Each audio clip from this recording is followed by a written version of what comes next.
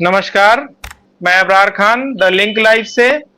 आज हमारे साथ में स्टूडियो में जुड़े हुए हैं लेफ्टिनेंट कर्नल अनिल दुहोन जी और साथ में राष्ट्रीय कवि सुरेंद्र स्लेस जी। आपका हमारे इस YouTube चैनल पे स्वागत है। और आज हम लोग कर्नल साहब से समझेंगे।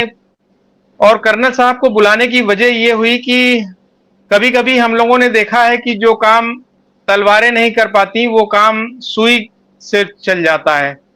तो जो काम आज राजनीतिक दल नहीं कर पा रहे हैं, तो हमने सोचा कि हमारे लेफ्टिनेंट कर्नल साहब शायद कुछ हम लोगों को सही दिशा दे सकें और बता सके कि असल में आजकल देश की राजनीतिक स्थिति क्या चल रही है और सामाजिक स्थिति में किस तरह का उथल-पुथल है।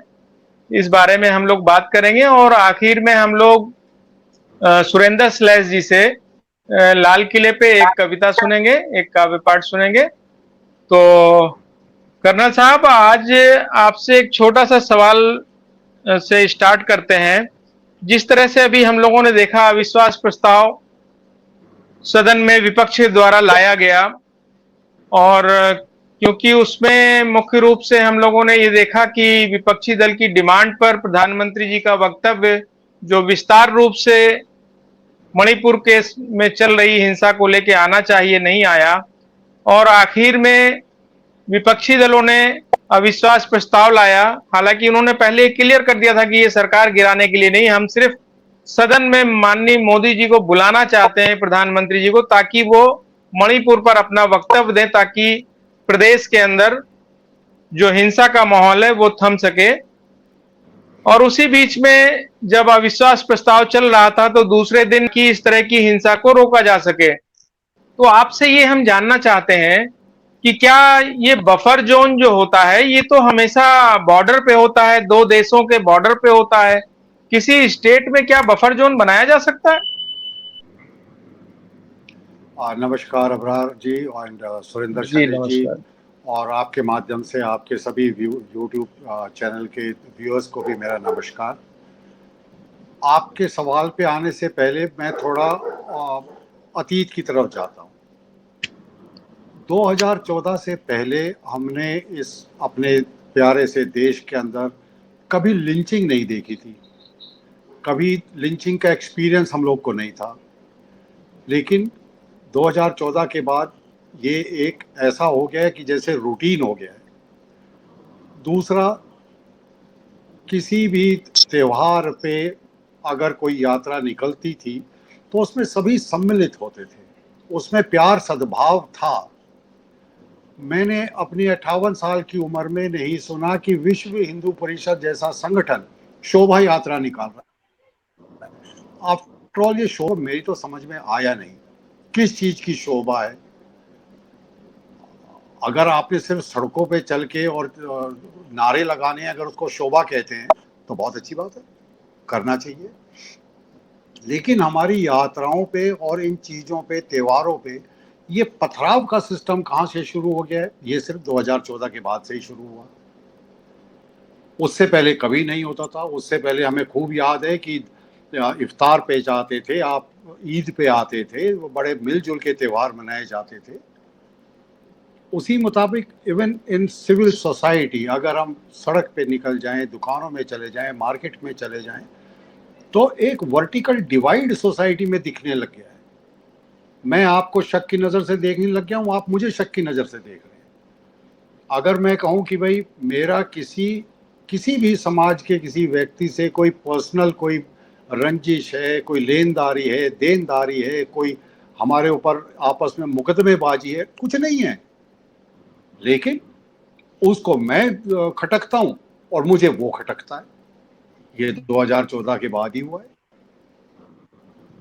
ऐसा पहली बार हुआ कि इतने ख्याति प्राप्त, मेडल प्राप्त हमारे पहलवान जनता मंतर पे बैठे रहे और स्टेट पुलिस उनको बालों से खींच के घसीट के सड़कों पे और लेके जा रही है। ये हमने इस देश में पहली बार देखा। हमने पहली बार देखा कि जो एक्स सर्विसमैन थे, जो सेना निवृत्त फौजी थे, जो लेडीज थी 70, 75, 80 साल की, जो बुजुर्ग थे उसमें जो सीधे बिना लकड़ी के चल नहीं सकते, उनके ऊपर दिल्ली पुलिस लाठीचार्ज कर रही है। ये हमने पहली बार देखा और ये दृश्य देखने को मिला 2014 के बाद। ये हमने पहली बार देखा कि एक टेररिस्ट अटैक होता है, 44 हमारे सोल्जर खत्म हो जाते हैं, शहीद हो जाते हैं, लेकिन उसकी इन्वेस्टिगेशन रिपोर्ट आती ही नहीं। ये हमने पहली बार देखा कि एक पुलिस का डीएसपी रैंक ऑफिसर टेररिस्ट को साथ में लेके जा रहा है, गिरफ्तार हो जाता है, लेकिन दलील ये पेश की जाती है कि अगर इससे पूछताछ की तो नेशनल सिक्योरिटी पे खतरा आ जाएगा और उसको छोड़ दिया जाता है। ये भी हमने पहली बार देखा। हैरानी है कि हम जा किस तरफ रहे हैं। हैरानी इस बात की है कि आज ऐसी कौन सी संस्था है जिसको हम गर्व से कह सके कि यह निष्पक्ष है। मैं आज का ही आपको लेटेस्ट उदाहरण देता हूं। आसाम के माननीय मुख्यमंत्री जी ने ये बोला है कि डिफेंस फोर्सेस कुछ सॉल्व नहीं कर सकती। अरे बाढ़ आ जाती है तो हम ही सॉल्व करते हैं, कोई नेशनल कैलेमिटी आ जाती है तो हम ही सॉल्व करते हैं, जब दंगे फसाद उठाई गरीब मारपीट होती है तो हम ही सॉल्व करते हैं। अगर हम सॉल्व नहीं करते तो यकीन मानिए पॉलिटिशियंस के बस का तो सिर्फ और सिर्फ गदर करना है, गंद डालना है, सॉल्व तो हम ही करते हैं। और आपके माध्यम से मैं इस चीज को आपके दर्शकों के लिए रखना चाहता हूं कि यकीन मानिए अगर आज कोई निष्पक्ष इंस्टीट्यूट इस देश में है जो सेक्युलर धर्म और इन चीजों में विश्वास नहीं करता, विश्वास इन द सेंस कि एक दूसरे को गलत नजर से देखना, तो वो सिर्फ डिफेंस फोर्सेस बची हैं। और मेरा आग्रह है आपके माध्यम से इन राजनीतिक पार्टियों से कि कृपया डिफेंस फोर्सेस को अपने राजनीतिक जाल में ना फंसाएं। हम जैसे हैं, देश के लिए हम बहुत अच्छे हैं, देश हमारे लिए बहुत अच्छा है, हम अपनी जान की कुर्बानी दे देते हैं अपने देशवासियों के लिए, तो हमें इन चीजों में ना उलझाएं। अब मैं आता हूं आपके प्रश्न पर कि पार्लियामेंट में हुआ क्या। आप बताइए ऑपोजिशन के पास क्या ऑप्शन था। तकरीबन 93 दिन हो चुके थे, माननीय प्रधानमंत्री का मतलब उफ तक मणिपुर के लिए नहीं निकला। और जब पहली बार उन्होंने मणिपुर के लिए बोला तो वो तब बोला जब माननीय सुप्रीम कोर्ट ने संज्ञान ले लिया। जी 10 बजे माननीय सुप्रीम कोर्ट ने संज्ञान लिया, 11 बजे पर माननीय प्रधानमंत्री का वक्तव्य आया जो कुल 36 सेकंड का था। उस 36 सेकंड में भी उन्होंने दूसरे प्रदेशों का, शायद वो ये बताना चाह रहे थे कि मणिपुर एक अकेला नहीं है, बाकी भी जगह हो। आपको कौन रोकता है इन्वेस्टिगेशन करने को? आप करिए राजस्थान में, आप करिए बंगाल में, आप करिए छत्तीसगढ़ में, कौन मना कर रहा है? लेकिन जहां पे 1500 डेथ हो गई हैं, जहां पे हमारी बहू बेटियों को निर्वस्त्र करके सड़कों पे घुमाया गया, जहां पे उनका बलात्कार हुआ, उसको आप तवज्जो नहीं देंगे, उसके बारे में आप बोलेंगे नहीं। जी 1 मिनट इंटरप्ट करना। वो 1500 नहीं 150 लगभग डेथ हो गई है। हाँ सॉरी, 150 आई एम सॉरी। 60,000 लोग रिलीफ कैंप में हैं, आप उनके लिए बोलेंगे नहीं? शिखर धवन की उंगली में चोट लगती है, क्रिकेटर हैं जो, तो आप ट्वीट करके बताते हैं कि बड़ा दुख हुआ आपकी उंगली में चोट लगने से। अरे 150 लोग उधर मर खप गए, हमारी बहू बेटियां को उधर निर्वस्त्र करके सड़कों पे घुमाया जा रहा है, आपके मुंह से उफ तक नहीं निकलती। मतलब हैरानी होती है इस चीज में। विपक्ष के पास ऐसा क्या बचा था कि वो माननीय प्रधानमंत्री से आग्रह कर सकते कि आप आए सदन में बोले, देश आपको सुनना चाहता है। जब तमाम कोशिशें विफल हुई तो आई एम श्योर विपक्ष के पास यही था कि नो कॉन्फिडेंस मोशन लाए, उसमें तो प्रधानमंत्री जी को बोलना ही पड़ेगा, और अंत में बोले। और ये मैं आपके माध्यम से आपके व्यूअर्स को, लिसनर्स को बताना चाहता हूं कि पहले 1 घंटा 40 मिनट तक उन्होंने सिर्फ और सिर्फ जो भूतकाल के जो नेता थे, जो चीजें थी, उनको गालियां दी, उनको बुरा भला कहा, उनको अपशब्द कहे। उसके बाद उन्होंने नॉर्थ ईस्ट का जिक्र किया और लगभग 22 मिनट नॉर्थ ईस्ट के ऊपर बात करते रहे। और उसके बाद जब मणिपुर का जिक्र किया तो महज 4 मिनट तक उन्होंने उस चीज का जिक्र किया। एनीवे, मैं उन डिटेल्स में नहीं जाता कि उन्होंने क्यों जिक्र नहीं किया। मैं तो इस चीज से खुश हूं कि एटलीस्ट प्रधानमंत्री ने जिक्र तो किया। तो ये बड़ी विचित्र सी सिचुएशन है कि सरकार, अगर आप देखें, सरकार क्या है? सरकार एक परिवार का जो बड़ा होता है उसी की तरह तो है। जी। सरकार के बड़े से हम क्या उम्मीद करते हैं? हम ये थोड़ी उम्मीद करते हैं कि वो जाके पड़ोसियों के साथ या किसी और के साथ लटबाजी करे। बड़ों से हम यही आशा रखते हैं कि वो हमें तमीज की बात बताएं, प्यार से रहने की बात बताएं, आपस में भाईचारे की बात बताएं। अगर किसी को कोई दुख परेशानी है तो उसका निवारण बताएं अपने तजुर्बे से, अपने ज्ञान से। बड़ों का यही काम है घर में, यही उनकी जिम्मेवारी है सबसे बड़ी। और यही आशा हम करते हैं अपने प्रधानमंत्री और अपनी सरकार से कि अगर देश में, पहली बात तो ऐसा होना नहीं चाहिए था, बट दुर्भाग्यपूर्ण अगर ऐसा हो गया तो घर के बड़ों की तरह कम से कम मार्गदर्शन तो करें। आपका सवाल था बफर जोन के लिए। आप बताइए, कभी आपने ऐसा सुना है कि पुलिस ने पैरामिलिट्री फोर्सेस के ऊपर एफआईआर दर्ज कर दी? पहली बार हो रहा है। मतलब गजब नहीं हो गया? और एफआईआर दर्ज कर दी और उस चीज के लिए उसमें दखल अंदाजी नहीं करी, ना माननीय मुख्यमंत्री साहब ने, ना माननीय गृह मंत्री साहब ने। माननीय मुख्यमंत्री साहब तो बोलते हैं ये 2 स्त्रियों की घटना कोई ऐसी घटना नहीं है, यहाँ पे तो 100 के लगभग हुई है। अरे आप उसमें फक्र महसूस कर रहे हैं? आपको शर्मिंदा होना चाहिए कि आपके प्रदेश में ऐसा हुआ। आपको इस्तीफा देना चाहिए अपनी कुर्सी से, क्योंकि आप हालात को नहीं संभाल पाए, नहीं सुधार पाए।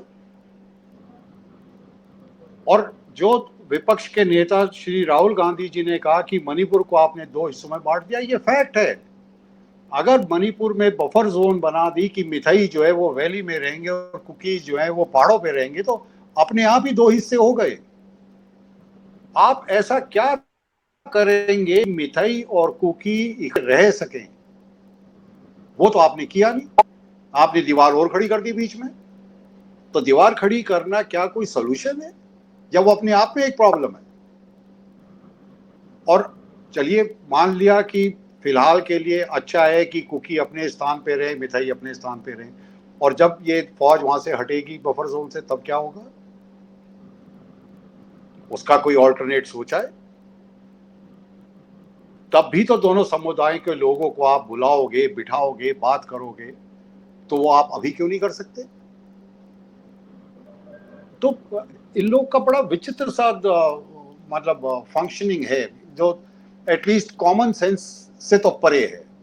कॉमन सेंस में वो अपील नहीं करता कि आखिर ऐसा क्यों।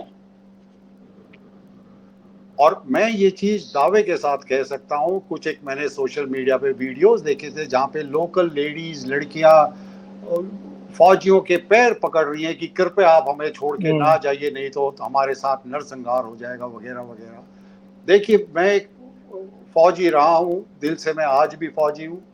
हमारे लिए ये मायने नहीं रखता कि आप कुकी हैं, कि आप मिथई हैं, कि आप हिंदू हैं, कि आप क्रिश्चियन हैं, कि मुसलमान हैं। हमारे लिए नहीं मायने रखता। हमारे लिए मायने रखता है कि यार देश का नागरिक है और हमारा भाई बंधु है, बात खत्म। उससे ज्यादा नाम सोचते, नाम अपने सोल्जर्स को बोलते सोचने के लिए। हम सब अपने हैं, एक हैं भाई। आप भी अपने घर में तसल्ली की नींद सोते हैं कि बॉर्डर पे कोई खड़ा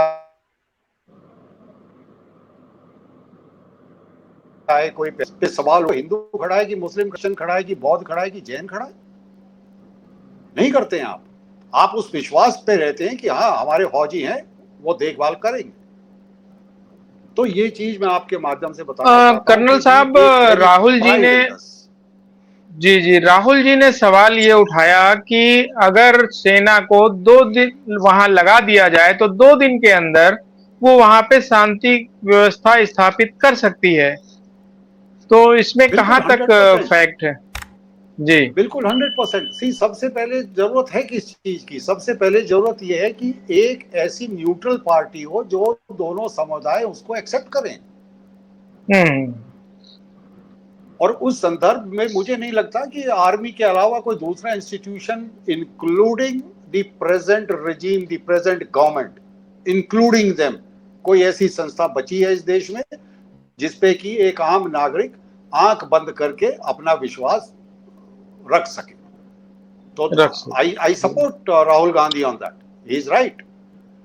जब तक आप उनको नेगोशिएटिंग टेबल पे अपनी बातचीत करने के लिए नहीं बुलाओगे तब तक आप सुलह करवाओगे कैसे? और इसमें जबकि प्रधानमंत्री जी ने अपने वक्तव्य में ये बात कही कि बहुत जल्द ही वहां पर शांति की किरण देखने को मिलेगी, तो इसको कैसे देखते हैं आप? उन्होंने तो ये भी कहा था कि बहुत जल्दी आपको हर साल 2 करोड़ नौकरियां मिलेंगी, आज तक तो दिखी नहीं।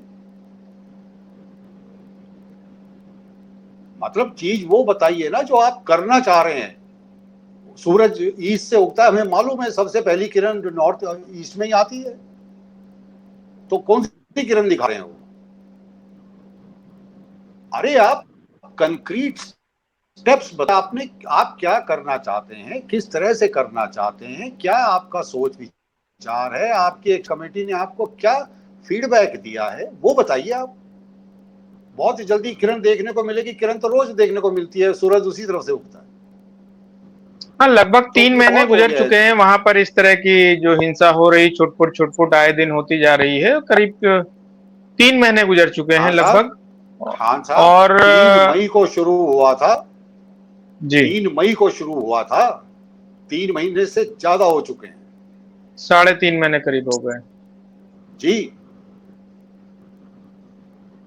और ये फीलिंग मेरी अकेले की नहीं है। आप यकीन मानिए मेरी बात का, ये फीलिंग हर उस वेटरन की है जिसने इतने साल वर्दी पहनी है, हर उस नागरिक की है जो सड़क पे है, हर उस नागरिक की है जो जो अपने दिल में प्यार भाव सद्भाव रखता है। ये उन सबकी यही सोच विचार है।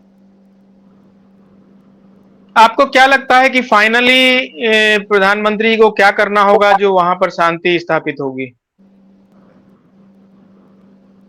खान साहब, जैसे मैंने पहले भी आप मैंने जिक्र किया था, सबसे पहले तो किसी एक न्यूट्रल एजेंसी को आप नियुक्त करें ताकि दोनों समुदाय आके उनके साथ बैठ तो सके। अगर दोनों समुदाय आके बैठ नहीं सकते तो आप वहां पे खुशहाली और शांति बहाल कैसे करेंगे? जी जी। आप देखिए, कुकीज जो हैं वो मुख्यमंत्री के पास जाने को राजी नहीं है, तो कौन होगी वो neutral agency? I am sure माननीय होम मिनिस्टर हो सकते हैं, लेकिन क्या होम मिनिस्टर साहब के पास इतना टाइम है? अगर नहीं है तो उन्हें अपना टाइम निकालना चाहिए और दोनों पार्टियों के नुमाइंदों, दोनों समुदाय के नुमाइंदों को बुलाना चाहिए, आनी चाहिए। एंड होम मिनिस्टर जी का ओहदा बहुत ऊंचा, बहुत मजबूत ओहदा होता है। एंड आई एम श्योर कि दोनों समुदाय जो हैं वो आपस में बैठ के उनको किसी भी तरह की कोई शंका या उस तरह की बात नहीं होगी, वो बैठ के बात करेंगे उनसे। एंड जी जी। पहला स्टेप वो ही है। जब तक वो स्टेप नहीं होगा, देखिए, ये शांति बहाल होनी मेरे को तो मुश्किल लग रही है। जी। तो कर्नल साहब, निश्चित रूप से हम लोग आने वाले समय में उम्मीद करते हैं, ईश्वर से प्रार्थना करते हैं कि बहुत जल्द वहां पर शांति बहाल हो, ताकि वहां इंसानियत जिंदा रह सके और सुकून और शांति से वहां पर भाईचारा बना के रह सके। हमारे साथ में सुरेंद्र श्लेष जी हैं। हम लोग अभी 15 अगस्त आने वाला है, तो उस पर हम लोग उनसे एक लाल किले पे एक बहुत शानदार कविता। सुरेंद्र जी, आप सुन पा रहे हैं? हाँ, सुन रहा हूँ। जी